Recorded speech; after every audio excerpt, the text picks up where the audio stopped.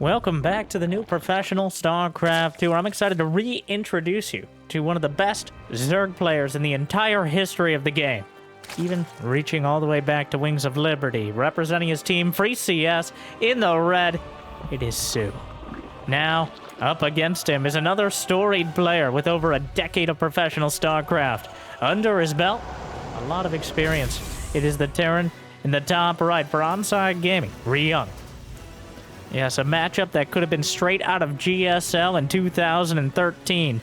Here, yet again in 2023 on the newest balance patch, a best of 3 TVZ from World Team League Winter. Nice of them to name it after me. We are on the new patch, even though we're playing on the old map pool for competitive reasons. So I'm excited to see what these two have to offer. And I'm excited to beg you once again to like and subscribe. I really thought I was going to come up with something a little more clever, but unlike, well, much like everyone in this game, it's going to be the same thing, yet again.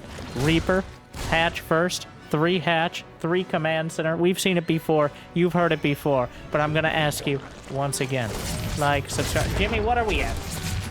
1,149 likes. Okay, that's another series. And you know what? I'll probably do it anyways, but thank you for tuning in. Hopefully you've had a good day so far. Hopefully it's about to get a little bit better, and I'm excited for this one. I think this, so neither of these players is quite at the level they were in their prime, which is World Championship contenders, especially Sue. But they're still ranked in, I believe, the top 20, top 30.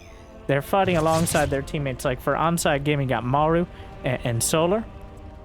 For Free CS, I really need to follow that list up with something. I believe Stats.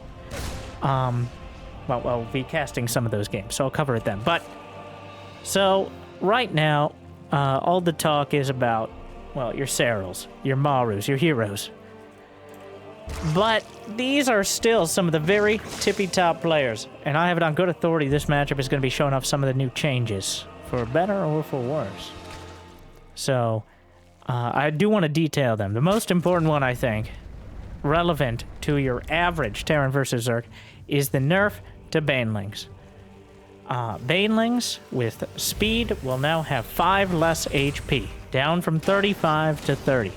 The speed upgrade for many years has added that 5 HP and given Banelings their ability, well, a greater ability to absorb hits and act as sort of a meat shield before they explode.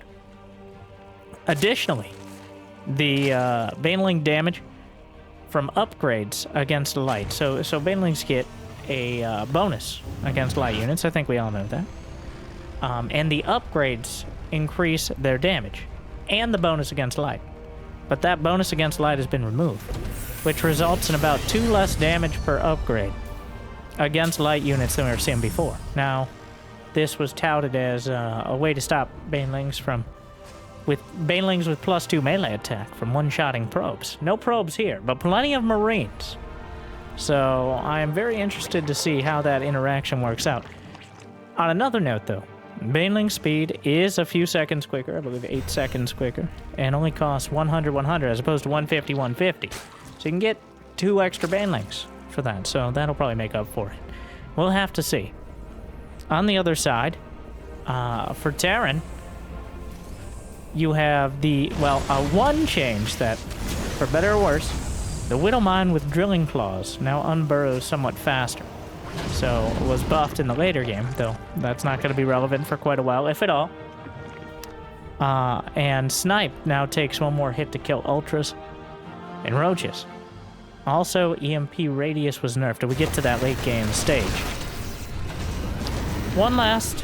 a couple things about the Hydra before these medevacs get going here. We got a little bit more time to fill, but those medevacs are full already. But the Hydra upgrades are now a little bit quicker.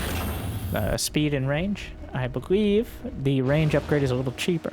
And Lurkers no longer benefit from the adaptive talent upgrade for move speed. They still burrow faster. They just don't scamper around quite as quickly. Which is a pretty big nerf to the Lurker. But...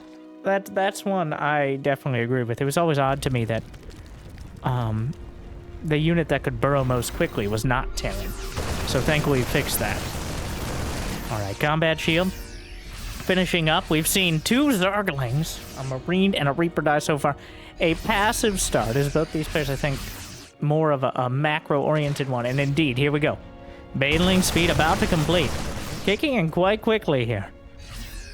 And it really is those larger groups of Banelings that we've seen so many Zergs. So many millions, okay, millions might be pushing it, but nearly millions of Banelings built throughout. And every single one of them will have 5 less HP. So we'll have to see what implications. It's going to be kind of hard to tell, I think, in direct fights. Not one of those things you can math out. Well, you can.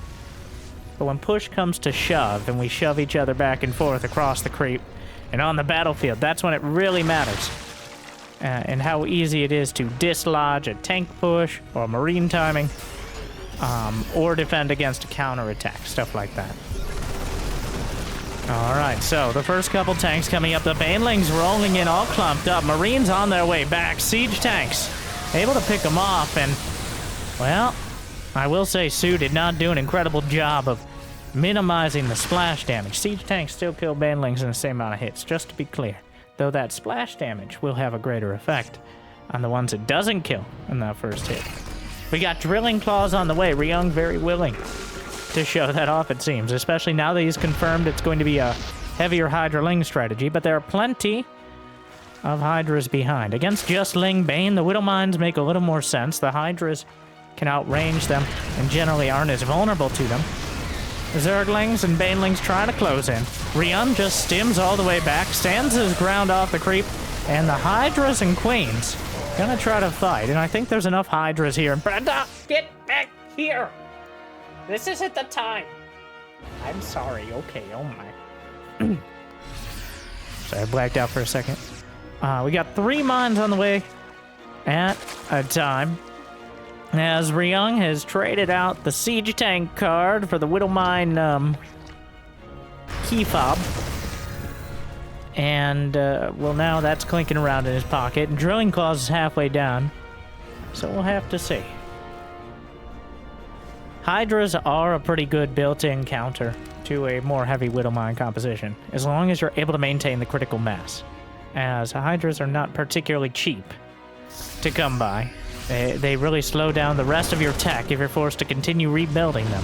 As you can see here is Sue, not a tech rusher by any means, definitely a more mid-game lair tech Zerg, and that's why the Infestation Pit only halfway done here.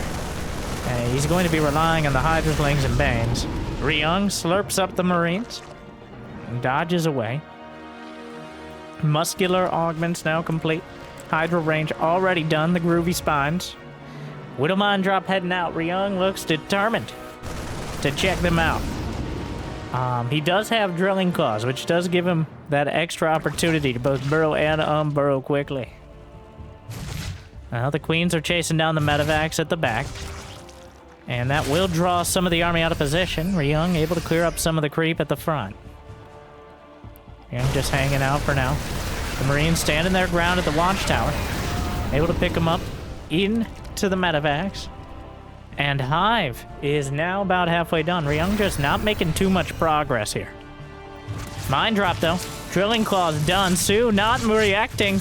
And he targets the over... Oh, that's filthy. That wasn't even worth... Well, he gets 5 drones alongside it, I believe. So, it wasn't the end of the world. But, targeting the Overseer just to try to remove the detection. Thankfully, he's got more with the army there. Double drop heads back in. The Queens are out of position. Those medevacs didn't recall away. And Sue... Well, he chased down the Widowmine drops. The Banelings! Still dangerous at point blank. The Widowmine's even more so. Snipes off... Wait, what did he get? The Hydralist Den was killed by Marines at the back. A bit of an elementary mistake out of Sue, but kind of an unexpected one. Banelings closing in. The Marines are able to pick up in time, though the Hydras doing some work themselves. Down goes another hatchery. Sue knocked back down to 4. Ryung kind of sitting back. He's got 4 bases himself and adding on more hatcheries. Sue hasn't been able to put together much of a counterattack throughout this. Adding Vipers on. Vipers drain a little less HP from buildings when they consume. So, that's something. for the Vipers. Instead of 200 per consume, which gets you about 100 energy, I believe, it is instead only 150, which is... honestly, I didn't expect that change. Kind of came out of nowhere, but a little bit of a buff. If you were running out of buildings, especially. Slightly less likely to consume your own hatcheries. Whoa, the banelings all connect! And the Marines are melted over the field. Meanwhile, trying to drag more mine shots out. I will say, it feels like Ryung, besides the drop at the back, he's not making nearly as much progress with those Widow Mines as he was with the siege tanks. It almost feels like he made the mines as a matter of principle, willing to test out the new options, which I do appreciate. I mean, this is their real strength here, as Maru has shown. From downtown, he latches on and connects. The Widow Mines, oh my god, somehow the medevac, it gets away. The entire Zerg army will chase. Very relatable here. The medevac, oh my god, would you die? He burrows, and still gets a chunk of the Zerglings, drawing all the attention of the Zerg. And I think that really, at the end of the day, as much of the value of the mines is less their actual damage, though that can be significant, but more the ability to monopolize the attention of your opponent and give you both breathing room back at home and potentially to set up an army or an attack. Okay, where are your medevacs? Somehow Ryung only has 4 medevacs, and he's desperately trying to repair them. It's not great. He's really struggling to make that happen, but he finally gets there and sets up another drop. Meanwhile, Sue has finally put something together here. He's got his Vipers, he's got money in the bank, and he's building 9 Lurkers alongside adaptive talents. He's already got Lurker range, but the Lurkers are scanned and Ghosts are already on the field. Widowmon, dragged out. Ghosts still kill Lurkers in 2 hits. Liberators remain unchanged. So the basic counters to Lurkers are technically on the field. Now it just remains to see whether he's going to be able to put them together. And this is the most difficult part of the game for, well, both sides. But for most Terrans who aren't Maru, I would argue as well. Where there's just this overwhelming amount of Zerg. The Lurkers are closing in. You might have all the right units, but does it even matter? With a Venn diagram of freedom, just like that, the Olympic rings and the Banelings, well, they close the distance, but the attack at the back will drag Sue. He comes flying. Well, not flying, that might have helped, but sprinting back onto the creep. He did force the command centers away, but the Liberators will re-entrench and more Banelings are in production. He tried to roll them in. He got a chunk. Once again, kind of hard to gauge how much more he would have gotten just a few days ago, but they definitely would have been some. Ghosts are not light units, contrary to popular misconception. But instead, they actually don't have a tag like lighter armor, so Banelings don't do any extra. Lurkers will chase this down. Meanwhile, Liberation is at hand as Sue knocks out one of the bases, but Ryung is just full on base. He's just giving up on this whole idea. Oh, the Ghost getting eviscerated here. The Spire, unfortunately, being targeted. The Orbital is down for the count. We're going to be denied that full-on engagement, and Ryung just decides he's going to, well, he's a Terran, and he's base trading, though it does feel like Sue got the jump on him here. 22 more Banelings on the way, +2 ranged attack, +3 melee. The Liberator army he's got 11 Liberators. Parasitic Bomb could be helpful. I don't think he has the energy for it, though. Trying to get behind. The Liberators are covering each other. The Ghosts are underneath. Sue, did he lose his Hydra Den again? No, he has 2 Lurker Dens. I don't know what happened there. But Sue just needs to put an army together and try to smash this, as there's only 29 SCVs left. A Lurker is slicing through some of the survivors here. Barely any medevacs. But Ryung has the right army to make this difficult. It's quite a thorn. Well, a set of high-flying, long-range, area denial thorns. which also known as Liberators. 22 drones have died in the last minute, which is getting close to evening it out. Ryung not risking moving away from this position. Ooh. The Lings are able to snap up. Oh, he doesn't have adrenal glands. Parasitic bomb. Sue, no! Oh, God. I felt that right in my ladder points. Oh. The Vipers just fly right over. That's just a mistake. And without them, this is going to be so much harder to... Without Parasitic Bomb to at least force them to unsiege. I mean, does he need to fight this? There's so many Liberators. 10 Liberators still. The Lurkers are getting driven away. Ryung is still... the economy is clearly not incredible, but Sue is barely mining himself. 2 of the most lucrative mining bases were taken out. He's now kind of cut off to the top right. Does Ryung? Ryung doesn't even know there's a... Oh, there's a base! That base should have died a long time ago. The fact that it was mining at all was a huge deal here for Sue. Meanwhile, the Liberators are looking the wrong way. We don't mind struggling to get any sort of connection, but the Banelings under Liberator fire and the Bio Army, a withering amount of bullets will just cleave through. And the Banelings are all gone. The Lurkers, though, still warding things away, but there's nothing left. Those Vipers were so important. And without them, without anything to dismantle this army, Hydra Ling is not gonna cut it. It wasn't cutting it with 30 more supply, and it's certainly not cutting it now. Sue needs to get mining back up in somewhere that isn't about to be taken out by Liberators. He's rebuilding 2 more Vipers. It's not gonna be enough. The Ghost closing in. This has gone from a base trade into a bit of a chess match here. But right now, Ryung just keeps leapfrogging forward. He lines up the snipes, knocks out a Lurker. Hydras are still perfectly good targets. And he's just picking him apart. 1, 2, 7 snipes at a time.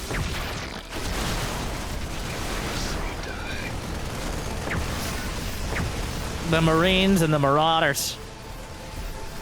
Sue was his biggest weakness, historically, pretty much ever since Legacy of the Void, was trying to focus on this older school, mass Hydra Lingbane, just generally Lingbane styles. And that still holds true today. Whereas Ryung seems to have adapted heavily with Mass Ghost Liberator. In fact, he was running out of medevacs at one point. Which is not something, like, contrary to the patch notes that the medevacs have a late game upgrade. Ryung truly embracing that Mass Liberator style in the late game, which I personally think is much stronger than being too heavy into medevacs. A lot of players kind of just default to the medevacs, but Ryung knows his limits. The Marine micro was acceptable, but the unit composition was extraordinary. I was trying to come up with a better word, but the unit composition was about as good as he could get at that stage of the game.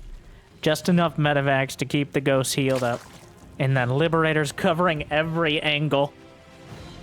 The John Wick level of Liberators there. Sue, once again, dragged down by his almost like force of habit, I have to say.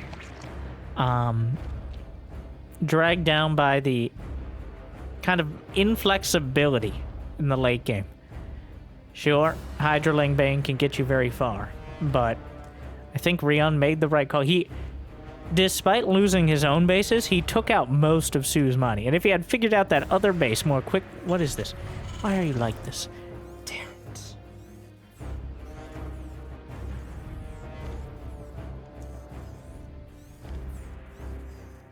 Alright, so... using the Maru school of proxy thought here.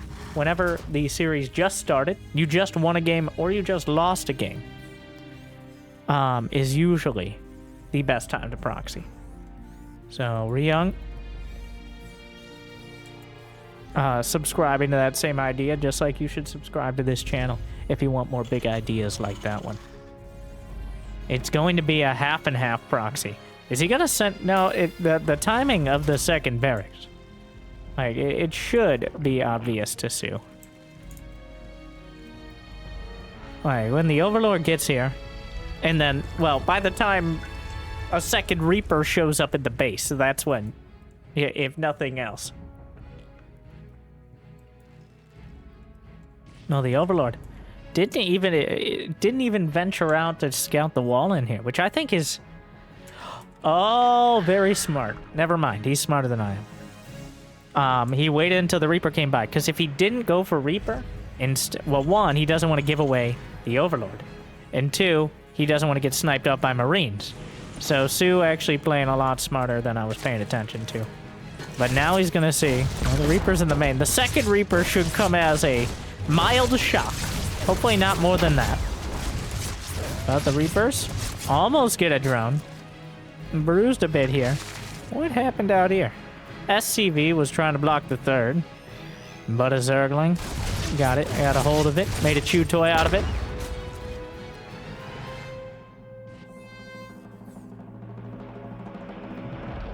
So this is one of the weirdest, because it's only a single Rax proxy. I'm not entirely sure what he's looking to get out of this. It feels, well, obviously intentionally uncommitted. But 4 Reapers instead of 3 are technically enough to a few Brenda bounces there, but technically enough to snipe off Queens, but practically a lot more difficult.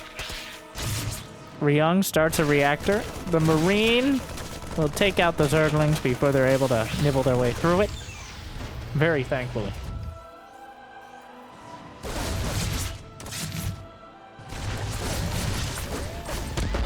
Alright. Well, the Reapers might actually get a clean diving deep for it. Beautiful Reaper macro by Ryung. And snipes off a Queen. Does he see? And he sees the lair. Very important info there. It looks like, okay, so it should be a Nidus. He's building a Roach Horn. But I'm afraid that Sue might think about a Spire, and I don't know if that's a good idea. So, like, the Reapers can jump in that back corner as well, but I'm sure Sue is aware of it. Barracks finally makes its way home. But Sue, it could just be Roach Speed, which has become kind of the new way of trying to circumvent the need for banelings. Oh no! Well, this is certainly not great. You can't really be losing drones and queens right now to Reapers. I mean, you very much can. But I guess I feel like Ryung knows Sue a little too well. Oh no. This is one of those games. Nothing goes right. Every little bit. Oh my god. Sue, this is not a good thing, but he's reminding me very much of my latter games. It's like flying the Vipers over when you're desperately trying to get them to work. You're finally cleaning up the Reapers and the Hellions run in. Things that 9 games out of 10, you'll shut down without any losses. But this is game 10, and it always feels like game 10, doesn't it? The slow Zergling casually strolls by the Marine, and the first victory of any sort. How many? There's only 4 Marines on the map. That's the entire army composition here.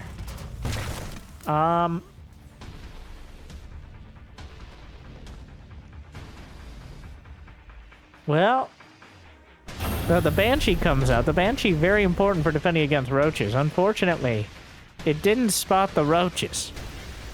I think he's got an idea now. Banshee's coming home. The reactor's vulnerable. No Ravagers here to really work through this. It's not a wall, but you're not really going in there. What an odd... And there's that Spire. I knew it. I could feel it. I could feel that Sue wanted the Spire. But what are you gonna do with it, Sue? You don't even have Zergling speed. We going Roach Muta?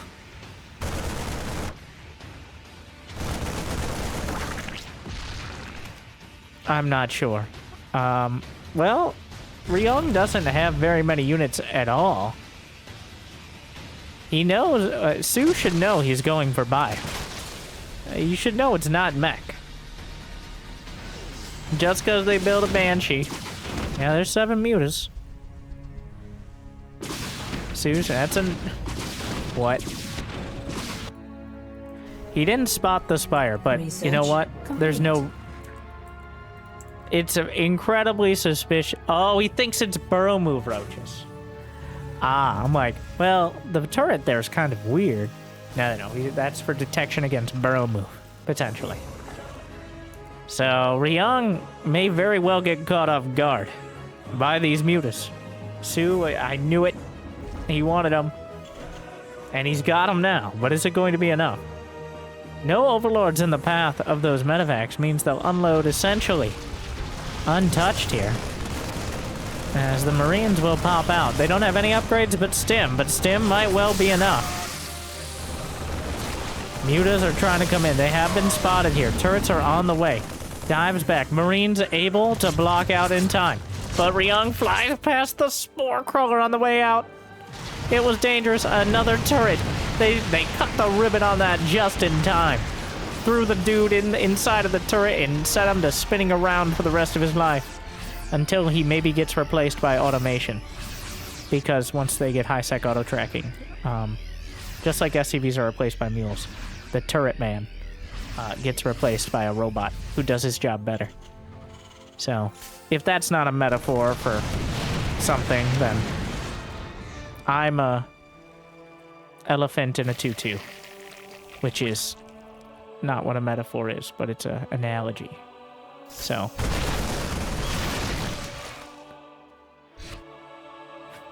those mutas falling out of the sky like elephants in the sky. Not everything can be about elephant. The real elephant in the room. Don't say your mother. Roach Ravager. Okay, good. If you can get the supply on the field, get some infestors out. Infestors now pop out with 75 energy. Pathogen glands has been removed, but fungal has been nerfed from 30 to 25 damage. The implication of this being, it now takes 3 fungals to kill Marines. Assuming they don't get healed. I don't know if they can be healed through that. They can be healed through fungal, but I'm not sure if it would be enough to get through the third one. But that is a pretty significant damage reduction. Even though the slow still remains. The cast range is also reduced from 10 to 9. But having slightly quicker and more effective infestors can make up for that somewhat. Hive. Hydralus Den. Sue has a lot of money in the bank. He just slaps 10 more roaches into production. Ryung is held on.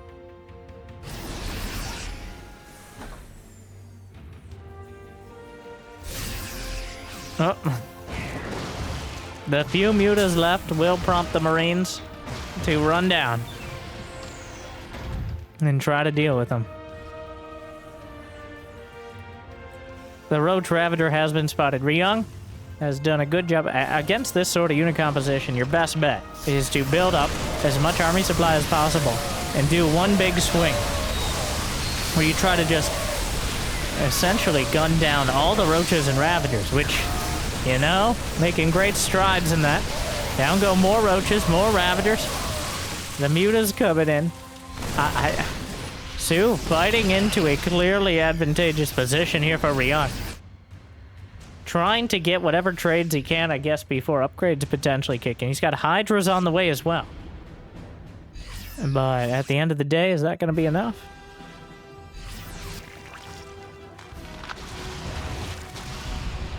Lurkers. The Terran army is just too much here. The bio army. He didn't end up getting... well, he got a hive, but no infestors.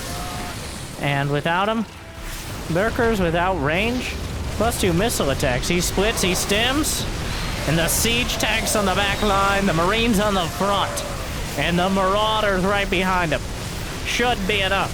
Ryung tearing through what's left of Sue.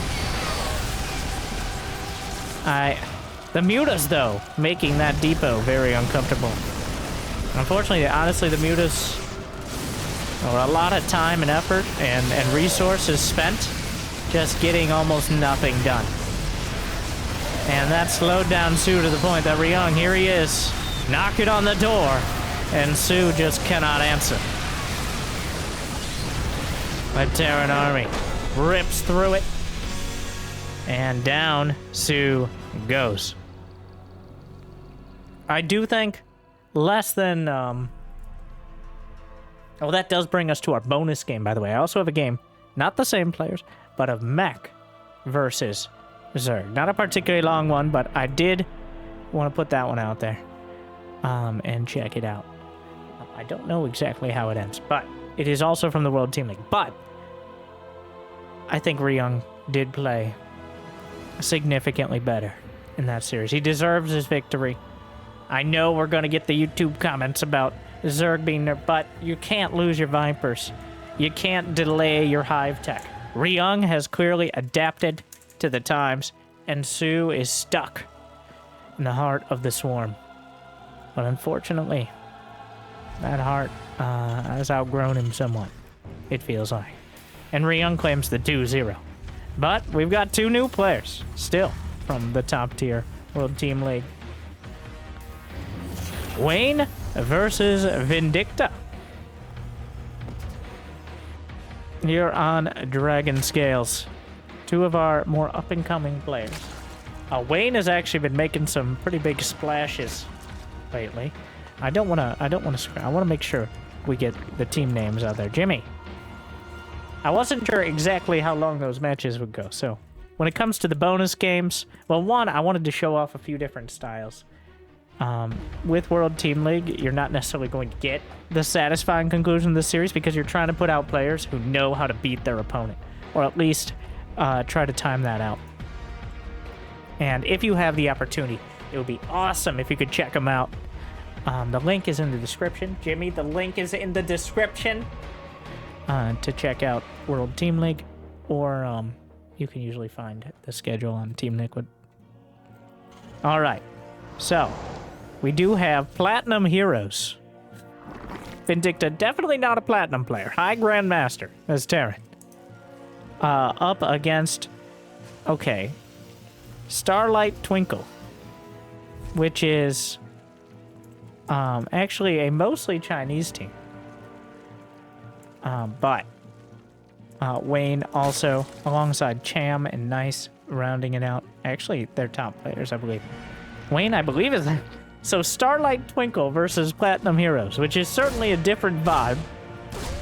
But things looking very similar here so far. As Wayne defending against the initial Reaper of Vindicta. In your classic back and forth, will they, won't they? They won't. But the Reaper might. But overall, essentially just annoying the Zerg enough. Or if you go a little too far, you lose the Reaper. If you don't go far enough, the Zerg isn't sufficiently annoyed to get tilted.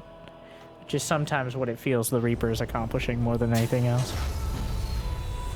Double Factory. It's mech. I promised you mech. And this is a style that... This is one of those styles that I don't know if it's going to be popular. I don't know if it's going to be good. But I do know everyone's talking about it because you must. You have to. There's no choice. When the Cyclone, for the 3rd time in 5 years, has been given a whole new makeover. And become a reactorable staple unit yet again. You gotta give it a shot. Maybe 2, maybe a few dozen, as those things are a lot cheaper. The main highlights are the Cyclone is significantly reduced in damage, health, armor, but also reduced in supply, reduced in cost from 150-100 to 125-50, so half the gas and 25 less minerals. Significant reduction, and of course, built off reactors.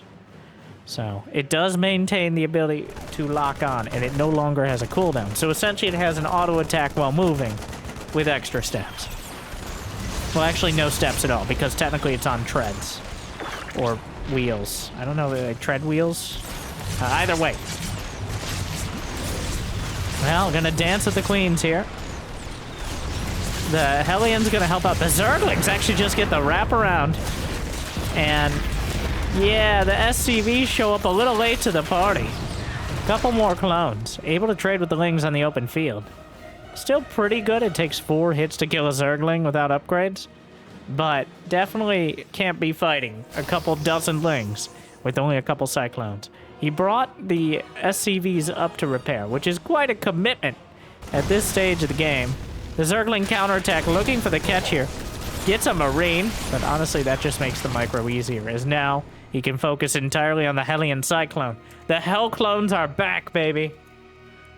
7 of them on the field so far. And trying to snipe off the Queen. They will maintain their target lock until it's out of range or the unit dies. The SCV's trying to get involved in repair, but these aren't your daddy's Cyclones.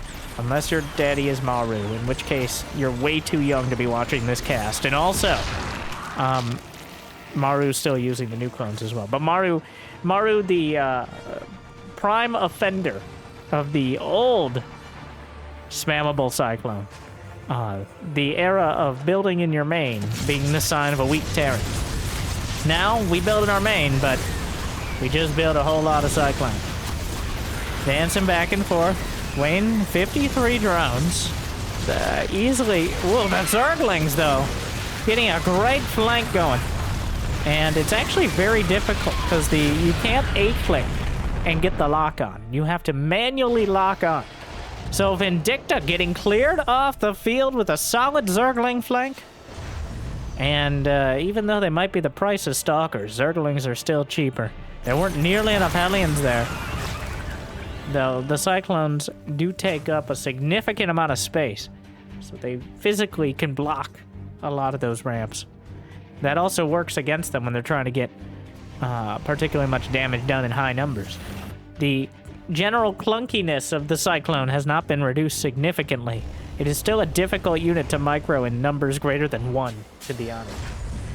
So, as we've seen here, Roachling is done. Roach speed is on the way, but a single Banshee will force the issue here. And Vindicta just raised his command center, which is quite a curious timing. I don't know if he expected Wayne to just attack forward. Well, actually, it looked bad, but then the Cyclones started locking on here. You can see the fragility as a whole bunch of them are sniped off, but the supply evens up dramatically.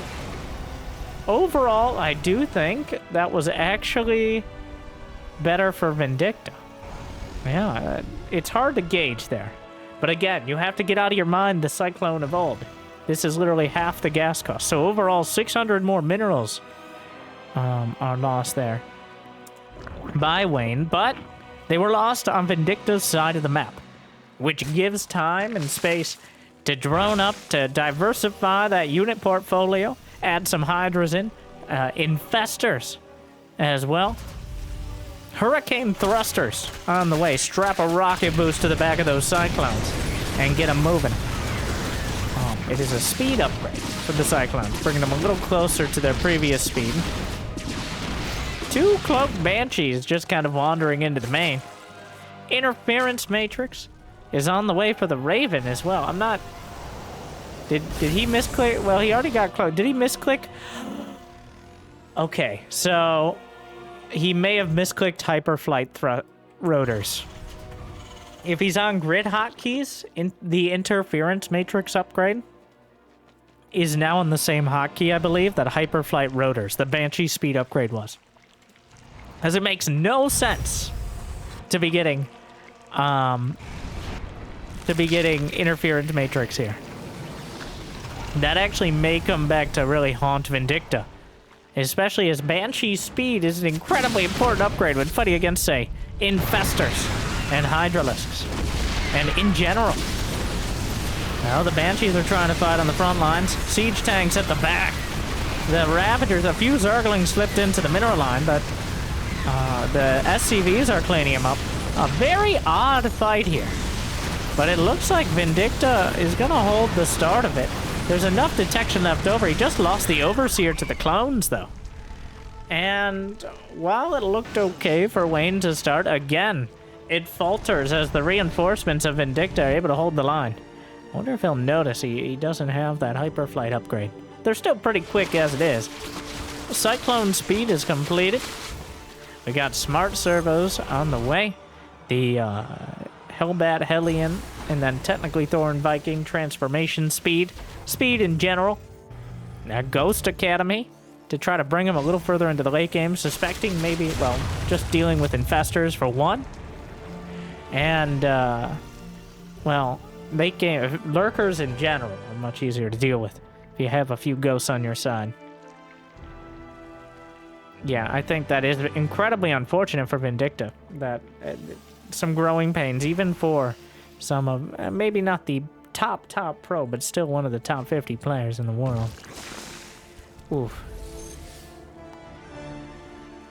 The Banshees may find an opportunity. Wayne has 83 army supply, but he's actually going to be losing a significant number of drones here.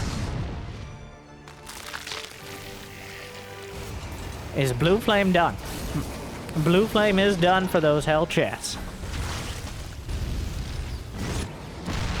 Well, we got more Cyclone Hellion. The Cyclone's helping out. The lock-on is automatic. The siege tanks at the back. Where are the Banshees? More Hydras from the north side, though. The Banshees are no longer on the map. It looks like they got cleaned up. Wayne is just now going for a hive. Vindicta still reinforcing with more and more mech units. Looking pretty good. Smart Servo's clearly done. Well, those siege tanks, still not quite enough. The Cyclones trying to pick off what they can. Another round of roaches. Scans the hive. And sees that it's not quite done yet. Which is such an important part. Seeing that there's no hive at all. Alright, Vindicta. A lot of Hellions here.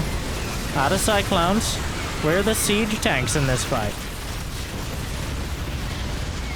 The Roach Hydra just zoning out so much of this. And so far, well, another kind of false start of a fight. But without the siege tanks providing that extra damage on the back line, it seems like the Zerg army is just going to, yeah, just kind of chips its way through the Terrans. So, I think quite an educational game. Unfortunate, no hyperflight there, but it does seem like the Roach Hydra are more than capable of trading with the Hell Clone composition. Though Vindicta really did have a tough start to it, losing his initial Cyclones and some of the SCVs he sent out to repair the Cyclones. But that was, in my opinion, one of the most educational games I've seen on the new patch thus far. I think Wayne is on most days a better player.